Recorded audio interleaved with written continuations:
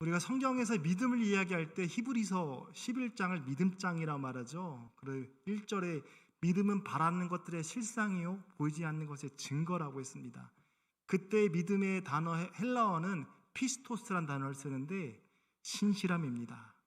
어떤 사람이 믿음이 있느냐? 여러분처럼 늘 주어진 자리에서 주님 앞에 예배 올리고 찬양 드리고 기도하는 사람이 신실하고 믿음 있는 사람이라는 것입니다. 왜 그럴까요? 이게 남들이 하라고 해서 이렇게 앉아있을 수 있을까요? 못해요.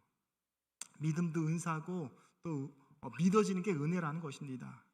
찬송가 85장에 예수의 넓은 사랑을 어찌다 말하랴, 그렇죠? 304장인가요? 하늘을 두루마리 삼고 바다를 먹물 삼아도 주님의 은혜와 사랑을 다 기록할 수 없다라고 고백하는 자들이 이 자리에 앉아 있는 것입니다. 주 사랑 받은 사람만 그 사랑 알기 때문에 그러합니다. 비가 오고 눈이 오고 춥고 더워도 나는 이 자리에 있으리라, 하나님을 바라보리라, 이 믿음의 결단과 고백 속에 우리의 눈이 열려서 영안을 보길 주의 이름으로 축원합니다. 신구약 성경 통틀어서 가장 제일 긴 절이 몇 편이죠? 시편 119편입니다. 이 형식이 있는데 아크로스틱, 답관체라고 합니다. 보여드리면 먼저 히브리어 알파벳이 22개 있습니다. 자음으로요. 알렙, 벳, 김멜부터 해서 타브까지 있습니다. 근데 시편 119편이 어떻게 생겼냐면 보세요. 1절부터 8절까지 알렙, 첫 번째 알렙으로 시작하죠. 1절부터 8절이 다 알렙으로 시작해요. 신기하죠. 그러면 그 다음에 두 번째 알파벳이 벳입니다. 자음, 벳으로 9절부터 16절까지 시작해요. 이거를 아크로스틱, 답관체라고 하는 것입니다. 이번엔 김멜까지 볼게요. 김멜, 앞에 시작하는 것을 보세요. 24절까지 똑같이 시작하죠. 신기하지 않습니까? 이렇게 해서 176개, 8개, 22개를 8개를 곱하면 176이 됩니다. 그렇게 되어 있어요. 근데 이거의 말씀의 119편의 주제는 말 그대로 말씀입니다. 말씀을 사모하는 자에게 주는 복, 순복의 열정, 말씀이 의지하는 자에게 하나님께 고백하는 그런 말씀의 사랑에 대한 열정, 하여튼 말씀에 관련된 말씀들이 이 119편에 다 있습니다. 제가 좌우명처럼 늘 암송하는 말씀 중에 하나도 시편 119편 11절의 말씀이에요. 여기도 나올 거예요. 내가 주께 범죄치 아니하려 하여 주의 말씀을 내 마음에 두었나이다. 여러분, 그것도 중요합니다. 내용이 더 중요합니다. 질그릇에 우리는 보배를 담았거든요. 보배가 뭘까요? 예수님입니다.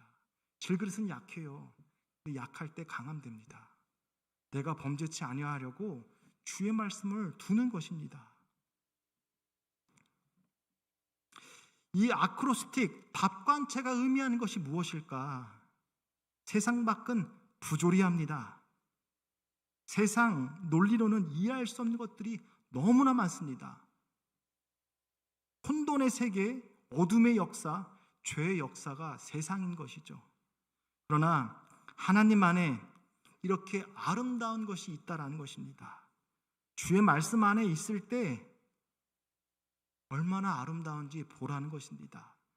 저와 여러분이 주님의 말씀 안에 있기를 주의 이름으로 축원합니다. 우리가 성경을 볼 때 앞세워야 될 말씀이기도 합니다. 내 눈을 열어 주의 율법에서 놀라운 것을 보게 하소서. 주어가 내 눈이 열려야 됩니다. 동사는 봐야 됩니다. 목적어가 중요하죠. 말씀에서 놀라운 것을 봐야 된다라는 것입니다. 눈이 열려야 되고 육신의 눈만 아니라 영안이 눌려야 됩니다. 영안이 열려야 되고 율법에서 놀라운 것을 봐야. 여러분, 수박 겉핥기란 말 있죠. 수박 맛을 알까요? 모릅니다. 수박은요, 줄무늬가 있지만 검은 줄무늬가 청색에 반을 쪼개야 빨간 과즙을 먹어야 달다, 맛있다란 말이 나옵니다. 겉핥기는 딱딱합니다. 맛도 없어요. 요리도 한다라고 하지만 맛이 없어요. 우리에게 주는 교훈이 있습니다. 두 가지입니다. 눈이 열리면 살고 닫히면 죽는다라는 것입니다. 눈이 열려야 됩니다. 제가 학부를 대전 침례신학대학교를 나왔습니다. 신학교를 나왔어요. 대전에서 나왔어요. 여러분, 대전에 유명한 대학교가 또 있죠. 많이 있습니다. 그 대표 중에 하나가 카이스트라는 대학교가 있습니다. 다 수능 1등급, 아니 수능 만점자, 그리고 반에서도 전교 1등 하는 사람들이 오는 사람들 아니겠습니까? 수상 경력도 있고. 근데 그 1등 하는 사람들께 뭐 났다고 생각해 보십시오. 사회는 고기 등급처럼 등급을 매깁니다. 항아리 모양이 돼야 돼요. A 플러스는 5% 내외, 10% 내외가 돼야 되는 것입니다. 그러면 거기서 치열하게 싸우는 것입니다. 근데 부모님의 기대가 있어요. 쟤는 공부 잘하는 애야. 훌륭한 사람 될 거야. 근데 거기 가보니까 어때요? 다 공부 잘해요. 자괴감 느낍니다. 자살한 사람들이 생겨요. 자살한 사람들의 통계가 무엇이냐면 감성적인 자, IQ가 120인 자, 소위 똑똑한 사람이 자기의 미래에 대해서 암담하게 본다는 것입니다. 눈이 닫히면 그러해요. 우울증 환자는 일주일에 5명도 안 만나요. 자기를 가둡니다. 몰아세웁니다. 눈이 닫히면 죽어요. 열려야 됩니다. 내 눈을 열어서 봐야 됩니다. 주의 율법에서 놀라운 것을 봐야 돼요. 봐야 돼요. 제가 원문을 올려놨습니다. 갈 에나이 웨 아베타 리폴라오토 미토라 베타. 제가 말씀드리고 싶은 거는 리폴라오토, 이 단어입니다. 기이한 것. 봐야 되는데 성경에서 무엇을 봐야 되냐면 기이한 것이 나타나야 됩니다. 이때 쓰이는 동사가 팔랄이라는 동사를 씁니다. 리폴라오토의 어근이 팔랄이라는 동사인데 그것은 놀랍다, 기이하다, 기적적으로 신비하다라는 것입니다. 하나님의 말씀이 신비한 것입니다. 여러분, 지난주 수요일 날 요나 설교를 제가 하고 있는데 그 가운데 요나가 범죄하였고 또 그 범죄함으로 바다가 풍랑이 일어서 배가 깨지게 되었고 죽게 되었을 때, 죽음에 처절했을 때 나를 던지면 배가 안전할 것입니다. 풍랑이는 바다에 자기를 던진다라는 것, 지중해 바다에 몸을 던진다는 것, 죽음을 각오한 거죠. 근데 어떠한 일이 일어나죠? 우리는 다 알고 있습니다. 큰 물고기를 예비하사, 이미 예비하사에, 저는 그 말씀에 인사이트, 통전력이라 할 거예요. 그걸 얻었어요. 이미 예비하셨어요. 막힌 것 같은데, 죽을 것 같은데 죽을 때 하나님 역사하더라고요. 이런 놀랍고 기이한 신비한 것을 우리는 성경에서 봐야 된다는 것입니다. 하나님 말씀이 아주 놀라운 것입니다. 이 세상에 볼 수 없는 기이한 것이 있습니다. 물에 빠져서 죽을 것 같은데 큰 물고기를 예비하신다는 것입니다. 예수님을 이야기할 때 사람들이 날 누구냐라고 묻죠. 그래서 사람들이 이야기를 듣습니다. 능력의 선지자 엘리야가 아닙니까? 라고 말하는 사람도 있어요. 또 다른 사람은 예수님이 오기 전에 세례요한이 오한다고 했으니까 세례요한이라고 예수님을 말하기도 합니다. 그거는 세상이 보는 눈입니다. 그러나 베드로가 마태복음 16장 16절 유명한 고백을 하죠. 주는 그리스도시요 살아계신 하나님의 아들이십니다. 그리스도, 헬라어입니다. 그 히브리어로 말하면 메시아, 구세주입니다. 예수님은 구세주입니다. 하나님의 아들로서 이 땅에 오셨습니다. 이 고백한 거예요. 근데 예수님이 뭐라 말해요? 예수께서 대답하여 이르실 때 바요나 시몬아 내가 복이 있도다. 내가 알게 한 이는 혈육이 아니요 하늘에 계신 내 아버지이시니라. 이 구절이 굉장히 중요합니다. 베드로, 내 생각으로 이 세상의 가치관으로 내 속에 이성이 주는 추론작용으로 나온 것이 아니야. 혈육으로 안 게 아니야. 이 세상의 가치관을 알게 된 게 아니야. 이 세상의 가치관으로 볼 때는 많은 뛰어난 선지자 중에 하나, 세례요한 같은 자라고 고백하게 되죠. 그러나 베드로는 전혀 다른 것을 보고 있습니다. 그래서 예수님이 내가 복이 있다라고 말씀합니다. 이 일을 알게 하신 것은 세상의 가치관이 아니라 하나님이 문을 열어서, 너의 눈을 열어서 이걸 보게 하는 것입니다. 믿음의 고백을 하게 하십니다. 베드로에게 하늘 문이 열린 것입니다. 그렇게 문이 열려서 이 세상에 볼 수 없는 놀라운 것을 보기 시작한 것입니다. 그래서 복을 받은 것입니다. 이 역사가 지금도 일어납니다. 내 눈을 열어서 봐야 됩니다. 뭘 봐요? 율법에서 놀라운 것을 봐야 되는 것입니다. 이 세상에 법칙이 있습니다. 세상에 법칙이 있어요. 그런데 이것을 넘어선 하나님의 그 무엇한 신기한 놀라운 것이 있습니다. 그래서 기묘라 무사라 전능하신 왕이다 이사야서에서 말합니다. 놀란 것입니다. 만나가 뭔지 아십니까? 이게 뭐냐는 거예요. 꿀 섞인 과자 같고 이게 만나입니다. 그 뜻 자체가 만나가 된 거예요. 하나님의 놀라운 일입니다. 이성적으로 세상의 가치관으로 보면 소위 자살하는 사람 생각에 똑같은 말입니다. 내 길은 다 막혀버렸다. 죽어야 되나 보다. 망하는 길이 보입니다. 그런데 하나님의 법이 임하기 시작하니까 세상과 다른 법이 나를 주관한다라는 것입니다. 이것이 영원히 열릴 때 하나님을 바라보는 자의 고백인 것이죠. 생명의 성령의 법으로 인해 눈이 열리면서 여러 가지 글들을 보기 시작합니다. 그때 살아나는 것입니다. 성경의 대부분의 하나님의 놀라운 구원과 기적을 통하여서 나타나는 것이 이 팔날동사 기이한 것입니다. 출애굽기 15장이 홍해바다를 걷는 다음에 미리암이 춤을 추면서 속옷 추면서 하나님을 찬양하게 됩니다. 그때 고백이기도 해요.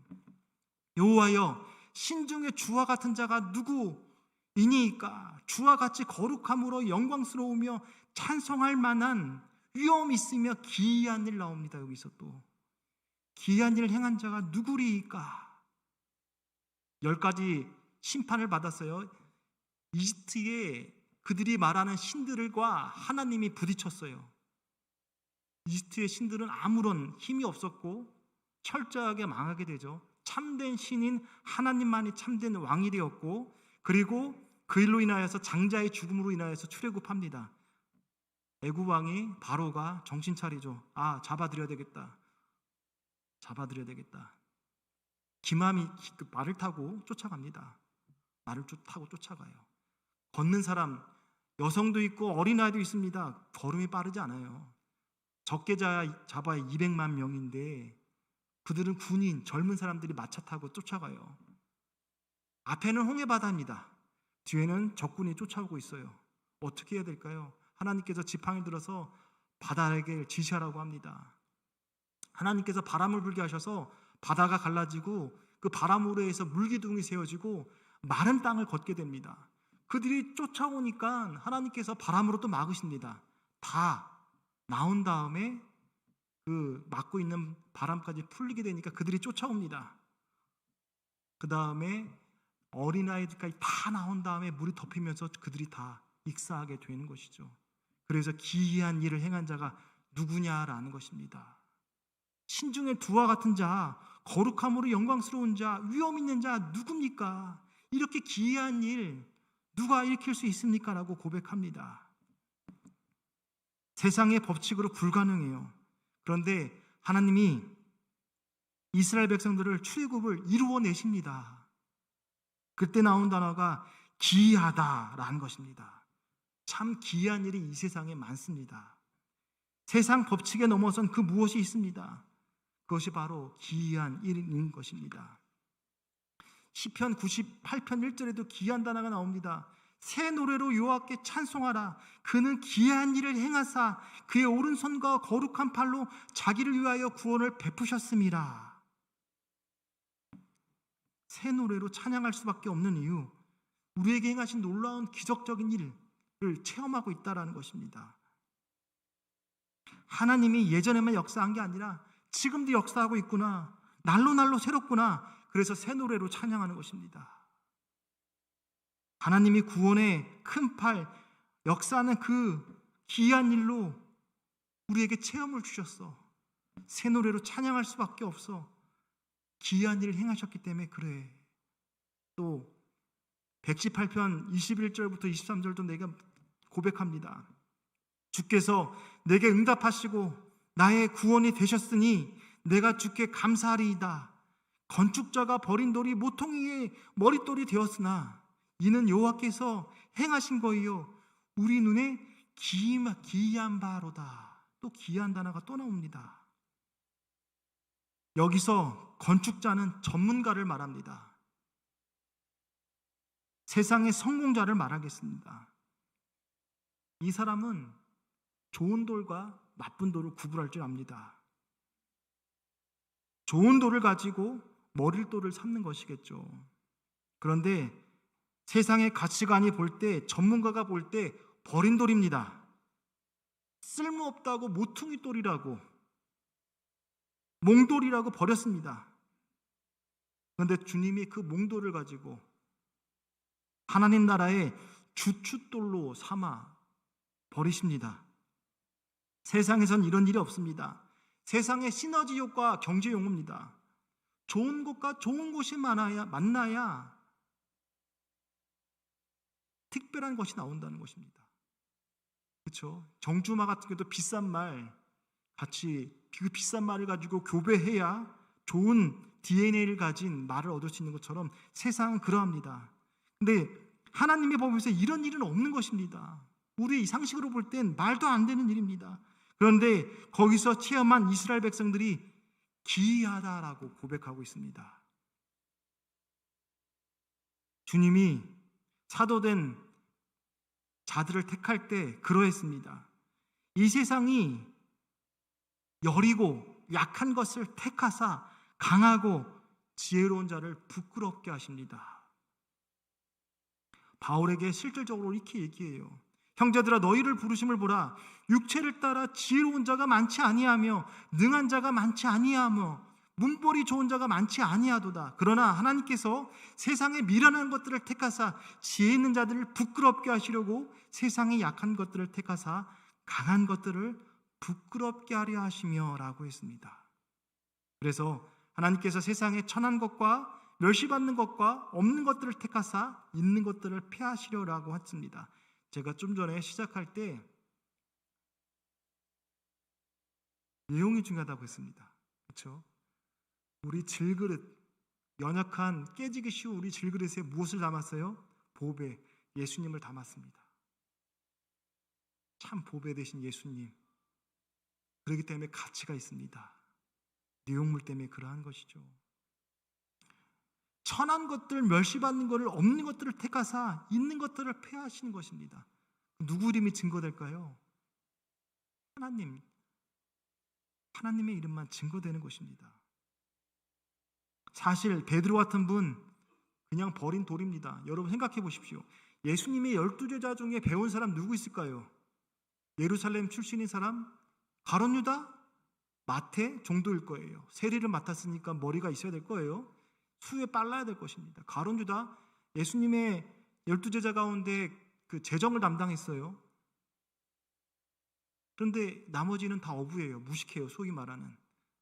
소리만 지를 줄 알지 자기가 옳다라고 고집도 세지.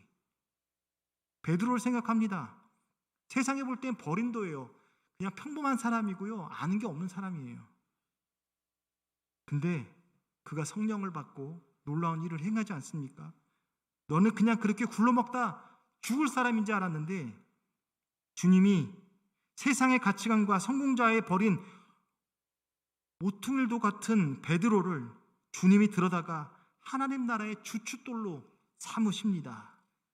세상에 이런 법이 없습니다. 세상의 법칙과 다릅니다. 이걸 가리켜 기이한 역사라고 말하는 것입니다. 오늘 기이한 역사가 일어난다는 것입니다. 하나님 나라에 기이한 일이 있는데 눈이 열릴 때 볼 수 있다는 것입니다. 성경을 볼 때 내 눈을 열어주니까 너를 향한 기이하고 놀라운 계획들이 보기 시작해라. 그때부터 너는 살아난다라는 것입니다. 대표적인 역사가 열왕기하 6장에 나오는 아람 왕의 이야기 같습니다. 지금의 시리아 국가예요. 아람 왕이 궁궐에서 신하들과 회의합니다. 근데 이스라엘이 다 알고 있어요. 그래서 왕이 우리 신하 중에 첩자가 있구나, 스파이가 있구나, 색출하자, 누구냐라는 걸 찾습니다. 근데 거기에 현명한 신하 하나가 우리 중에 스파이가 있는 게 아닙니다. 이스라엘 내 엘리사라는 선지자가 있는데 그가 다 알아듣습니다. 그러니까 아람 왕이 뭐라고 말할까요? 엘리사를 잡아 죽여라. 엘리사가 도단에 있단 말을 듣습니다. 그 도단에 있는 엘리사의 성을 완전히 포위해버립니다. 그때 이스라엘과 아람의 군대를 볼 때 아람이 더욱더 강력했습니다. 이제 죽음입니다. 성을 둘러싸인 상태입니다. 엘리사 사환이 이렇게 말합니다. 하나님의 사람의 사환이 일찍 일어나서 나가보니 군사와 말과 병거가 성을 에워쌌는지라. 그 사환이 엘리사에게 말하되 아, 내 주여, 우리가 어찌하리이까. 사환이 나가보니까 아람의 군사와 말과 병거가 성을 에워쌌어요. 사환이 엘리사에게 말합니다. 내 주여, 우리가 어찌하리이까. 살 가망이 없다, 죽었다는 말 아닙니까? 이런 경우가 있습니다. 내 힘으로 도저히 이겨낼 수 없는 적이 나를 둘러싸고 있습니다. 똑똑히 보입니다. 나는 죽었구나. 이런 상황에 엘리사가 그 사환에게 안수합니다. 대답하되 두려워하지 말라. 우리와 함께한 자가 그들보다 많으니라 라고 하면서 17절에 기도하여 이르되 여호와여 원하건대 그의 눈을 열어서 보게 하옵소서 하니 여호와께서 그 청년의 눈을 여심해 그가 보니 불말과 불병거가 산에 가득하여 엘리사를 둘렀더라. 우린 문제 때문에 죽을 것 같아요. 사단은 문제에 갇히게 합니다. 끝을 못 보게 해요. 구름 너머에 태양이 있는데 구름만 보게 합니다. 근데 눈이 열리니까 어떻게 돼요? 구름 너머 태양을 보게 되고 아람 군대가 우리 성을 둘렀는데 그 아람 군대를 누가 둘렀어요? 하나님의 군대, 불말과 불병거가 산에 가득합니다. 이것입니다. 눈이 열리면 보기 시작하는 것입니다. 세상의 법칙과 세상에는 망했다라고 하나 눈이 열리면 적군이 여전히 있는데 그보다 강한 하나님의 불병거가 보이기 시작합니다. 85장 구주의 사랑 얘기했죠. 4절에 그 사랑 어찌 다 말할 수 있나? 알 수 있는가? 그 사랑 받은 자, 그 사랑을 알면 주님을 신뢰하다 보면 말씀 속에 참 자유합니다. 진리를 알지니 진리가 너희를 자유케 한다는 말을 깨닫게 됩니다.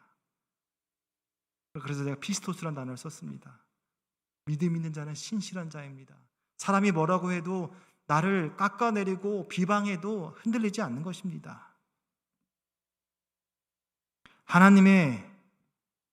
우리 눈이 열려서 하나님을 보게 되면 그가 살아나는 것입니다. 성공하는 사람들의 습관 7가지 스티븐 코비가 기록했죠. 경영학의 바이블이라고 말합니다. 성공학의 법칙들이 많이 나왔어요. 지글러의 성공으로 가는 6가지 계단, 폴 마이어의 성공의 법칙, 나폴리엔의 15가지 성공의 법칙, 데일 카네기의 성공을 위한 5가지 계명, 맥치웰 몰치의 성공의 7가지 필수 조건, 그 외에도 많아요. 그 분야에 성공한 사람이 난 이래서 성공했다, 자기의 이름을 따거나 그 원리를 기록해서 만든 것입니다. 대단합니다. 성공할 수 있을 것 같아요. 그런데 하나님의 법칙은 세상에 나온 그 어떤 법칙과 비교할 수 없다라는 것입니다. 그것을 파악하지 못한 영원한 것을 보게 되기 때문에 그러하죠. 영원한 나라, 죽음 후의 나라, 죄사함의 나라, 이것들이 이 세상의 법칙으로는 알 수가 없습니다. 철학에서 질문을 동일하게 합니다. 나는 누구인가? 어디서 왔으며 어디로 가는가? 이것을 묻고 답하고 있습니다. 그거를 알아야 내가 달려갈 길이 보인다라는 것입니다. 철학의 학문이 영적인 영역까지 들어옵니다.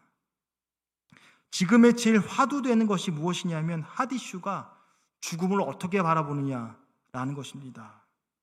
죽음 이후에 어떤 일이 일어나는가?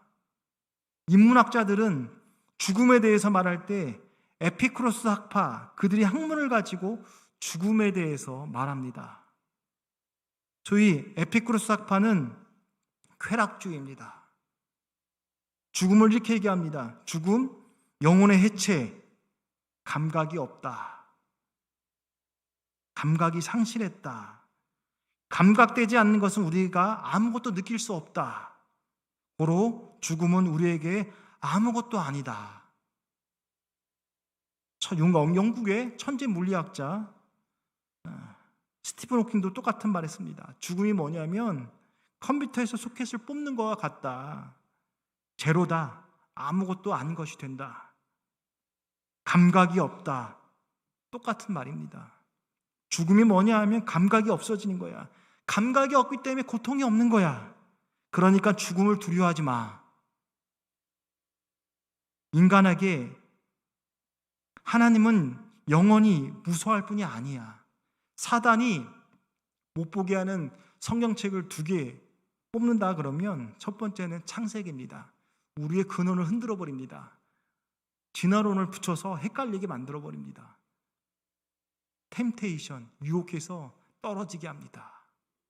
또 하나 요한계시록, 끝을 모르게 합니다. 헷갈리게 합니다. 요한계시록 상징적인 거야. 모르게 합니다. 하나님은 분명 죽음 후에 천국과 지옥이 있다 말씀하십니다. 이런 것을 마귀는 어떻게든지 막아보려고 합니다. 지금 즐겨. 내일 힘들잖아. 오늘을 즐겨. 천국과 지옥을 없애려고 합니다. 우리를 누른다라고 하면서 인간의 지혜로 죽음의 영역까지 말하면서 죽음은 없어지는 거야. 영혼이 소멸하는 거야. 영혼의 해체, 감각의 상실, 그런 거야 라고 말하는 것입니다. 너의 삶에 하나님을 두려워하지 마. 학문은 이렇게 이야기하고 있습니다. 그러나 아셔야 됩니다. 최첨단 학문에 달리고 있다 하더라도 죄사함, 죽음 후에 있는 것을 모릅니다. 그러나 우리 인간에게 이거를 주었습니다. 하나님이 모든 것을 지으시되 때를 따라 아름답게 하셨고 사람에게 있는 영혼을 사모하는 마음을 주셨으니, 우리 사람은요, 헬라어로 안스로포스라는 단어를 쓰는데 위를 바라보는 자입니다. 여러분 만족 어떻게 지으신지 아십니까? 이 땅의 것 많이 갖고 있으면 편안하십니까? 그거로 만족할 수 있을까요? 근데 왜 쫓기고 왜 두렵고 겁이 날까요? 건물 갖고 있는 사람도 눈물을 흘리고 있고 월세 사는 사람도 눈물을 흘리고 있습니다. 아니 많이 가졌으면 눈물 흘리면 안 되지 않아요? 근데 왜 아파요? 왜 상실감이 있고 왜 채워지지 않을까요? 영원을 사모하는 마음. 우리는 안스로포스 위를 바라볼 때 만족이 있습니다. 사방에 우겨싸움 당하죠. 우리가 언제 평안을 느끼냐면 주님 안에 거할 때, 위를 바라볼 때. 제 아무리 독수리가 7.0의 시력을 갖고 있고 멀리 본다고 해도 땅을 봅니다. 하늘을 볼 수 있는 것은 사람밖에 없어요. 사람의 만족은 하늘을 쳐다볼 때, 주님을 바라볼 때 만족이 있는 것입니다. 창세기는 분명 태초의 시작이 하나님이 천지를 창조하셨느니라라고 했습니다. 시작이 우리는 진화론이 아닙니다. 빅뱅 현상을 이야기하지만 그 스파크가 일어나기 전에 과학자들도 몰라요. 우연으로 따지면서 스파크가 일어났는데 그게 무기물이 유기물 되면서 막 진화했다는 것입니다. 사람까지 왔다는 거예요. 그러나 창조론, 하나님을 믿는 사람은 시작이 하나님이십니다. 천지, 하늘과 땅에 있는 모든 것을 만드셨다라고 고백하고 계시록 22장에 예수님 다시 오신다라고 했습니다. 이 말씀이 모든 것의 기원입니다. 이것을 인정하지 않고 인간의 근원, 기원을 찾는 것은 아무것도 아닌 것입니다. 그래서 바울은 성도를 부활을 이야기합니다. 그러면서 흔들리지 말라는 거예요. 그러므로 내 사랑하는 형제들아, 견실하며 흔들리지 말고 항상 주의 일에 더욱 힘쓰는 자들이 되라. 이는 너희 수고가 주 안에서 헛되지 않은 줄 알미라. 왜 견실하며 흔들리지 말라고 할까요? 흔들릴 사람이 많다라는 것입니다. 군자대로라고 했죠. 사람은 서울로 보내고 말은 제주도로 보내라라고 하죠. 군자대로, 군자는 큰 길만 간다. 세상에 트렌드라고 해서 유행도 7년마다 돌아오는데 그 유행 따라서 마지막 때가 되면 사랑이 식어져 가면서 메시아가 여기저기 나왔다라고 말할 것입니다. 그래서 견실하며 흔들리지 말라는 것입니다. 항상 주의 일에 더욱 힘쓰는 자들이 되라는 것입니다. 처음 잡은 믿음의 고백 변치 말아야 됩니다. 때가 끼지 않도록, 눈에 습기가 마르지 않도록 주의 말씀을 사모하고 영원히 열려야 산다는 것입니다. 또 이렇게 말씀합니다. 바울은 시편에서 그의 경건한 자, 하나님은 경건한 자의 죽음을 여호와께서 보시기에 귀중한 것이야. 여러분, 세상에서 믿음 지키고 산다는 거 얼마나 어렵습니까? 직장 생활하는 사람은 길 크리스찬이라는 걸 숨긴대요. 불이익 당할까 봐, 외골수라고, 협력하지 못한다고. 근데 우리는 그리스도의 향기라고, 편지라고, 빛과 소금이라고 말하는데 다 세상에 동화돼 버립니다. 여러분, 노아 홍수 심판 어떻게 일어났죠? 생각하는 것이 다 악해집니다. 예수 믿는 사람들이 세상을 따라하고 동조하며 부러워합니다. 그런데 믿음의 선한 싸움을 싸우고 피 터지게 신앙 지키는 사람들, 여호와께서 보시기에 귀중한 것입니다. 얼마나 귀하겠습니까? 믿음 지키며 사냐고 얼마나 힘들겠습니까? 요한복음 1기까지 말하죠. 예수께서 이르시되 나는 부활이요 생명이니 나를 믿는 자는 죽어도 살겠고. 예수 믿지 않는 사람은 이 세상이 전부라 생각해서 모든 것을 가지려고 합니다. 소유력만 하면 안전하다고 생각합니다. 그런데 오늘 밤 내 영혼을 취하면 가지고 있는 거 누구 거 되겠습니까? 아무것도 아니고 우린 다 놓고 가요. 태어날 때도 빈손이었고 죽을 때도 빈손입니다. 있어야 할 거 다 아시는 주님이세요.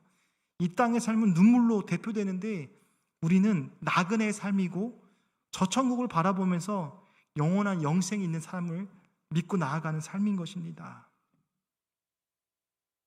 세상 사람들이 이렇게 얘기하죠. 고관들도 앉아서 나를 비방하였사오니 주의 종은 주의 율례들을 작은 소리로 읊조렸나이다. 세상 사람들, 공직자들 혹은 잘난 사람들이 나를 비방한다는 것입니다. 하나님이 있느냐고 조롱합니다. 보이지 하나님이 세상을 지배하냐고 이야기합니다. 그런데 어때요? 성도는 주의 종은 주의 율례들을 작은 소리로 읊조렸나이다. 질그릇에 보배를 담았습니다. 말씀이 있습니다. 우리의 영생을 믿기 때문에 이 세상의 법칙이 이해할 수 없는 그보다 더 높은 영원한 하나님 나라의 법칙 있다는 것을 우리는 믿기 때문에 그러합니다. 그래서 시편 119편 11절 말씀, 내가 주께 범죄치 아니하려 하여 주의 말씀을 내 마음에 두었나이다. 말씀은 살아있습니다. 나를 붙들어요. 역사하는 힘이 있습니다. 강조하고 강조합니다.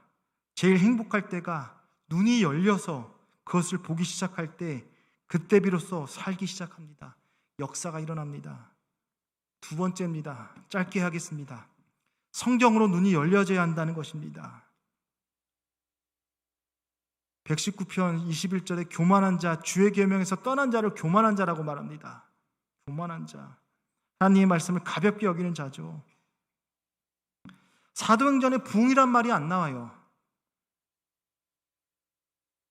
오히려 말씀이 흥황하여 말씀이 힘을 얻어, 이런 구절이 많이 나와요.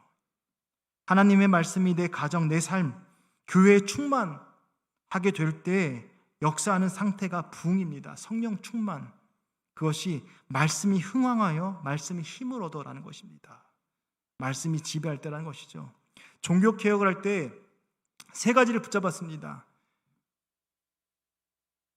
루터는 카톨릭 신부였습니다.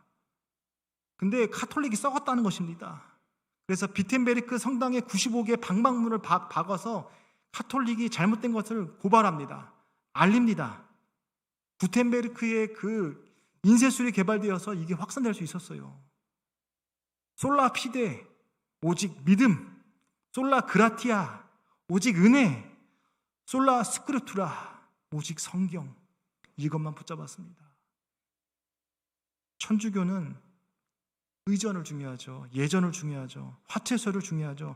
신비체험 중요합니다. 그러나 그것이 전부가 아닙니다.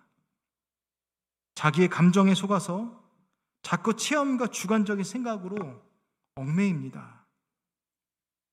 아셔야 됩니다. 체험된 경험, 머릿속의 이성적인 계산에 속지 말아야 됩니다. 주의 말씀을 내 발의 등이요 내 길에 빛이나이다. 바꿔 말하면 세상은 어두워요. 여러분의 삶의 길이 안 보이십니까? 답답하고 힘드십니까? 말씀 보세요. 주의 말씀에 밝은 길이 보입니다. 내 길에 빛이 되십니다. 세상 끝은 알 수 없어요. 그러나 말씀이 빛이 있기 때문에 랜턴 생각하세요. 촛불 생각하세요. 내가 그 말씀을 들고 있기 때문에 내 주위에 어둠이 없어요. 왜 그래요? 말씀이 비추고 있잖아요. 어디까지요? 천국까지. 엠마오로 가는 제자로 말씀을 정리하고자 합니다. 계단에 여러분 올라오시다 보면, 왼쪽 계단 올라오시다 보면 엠마오로 가는 두 제자 예수님과의 사진이 걸려 있어요. 계단에 있어요. 큰 계단에 있어요. 똑같은 그림입니다. 예수님이 메시아라고 생각했어요. 근데 허무하게 십자가에 죽어버려요. 그래서 실망하고 힘없이 엠마오로 가게 됩니다. 그런데 예수님이 모세의 오경을 풀어주고 선지자의 글들을 풀어줍니다. 말씀을 풀어줬다는 얘기예요. 그런데 그들이 어떻게 돼요? 그들이 눈이 밝아져서 그인지를 알아보더니 예수는 그들에게 보이지 아니하는지라. 예수 붙잡을 거가 아니에요. 예수님이 말씀을 풀어줬을 때 눈이 밝아져서 알아봤어요.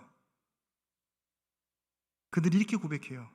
그들이 서로 말하되, 그래서 우리에게 말씀하시고 우리에게 성령을 풀어주실 때 우리 속에 마음이 뜨겁지 아니하더냐. 우리에게 말씀하시고 성경을 풀어줄 때 마음이 뜨겁지 아니하냐. 웨슬리가 조지아주 선교 실패로 돌아온 다음에 올더스케이트 거리에서 로마서 서문, 마음이 따뜻하지 아니하냐라는 거예요.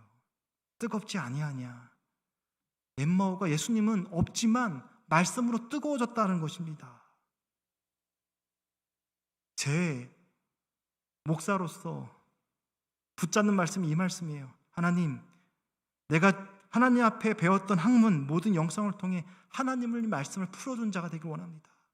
하나님의 역사가 이 말씀 속에 쉽게 풀어질 수 있도록 그런 자가 되길 원합니다. 저의 기도 제목이기도 합니다. 주의 말씀 얼마나 놀랍게 역사하는지 모릅니다. 예수님이 또 제자들, 엠마오 제자뿐만 아니라 11 제자를 또 만나십니다. 그들의 마음을 열어 성경을 깨닫게 하시고 영혼이 열리는 것입니다. 말씀을 정리하겠습니다. 두 가지 이야기했습니다.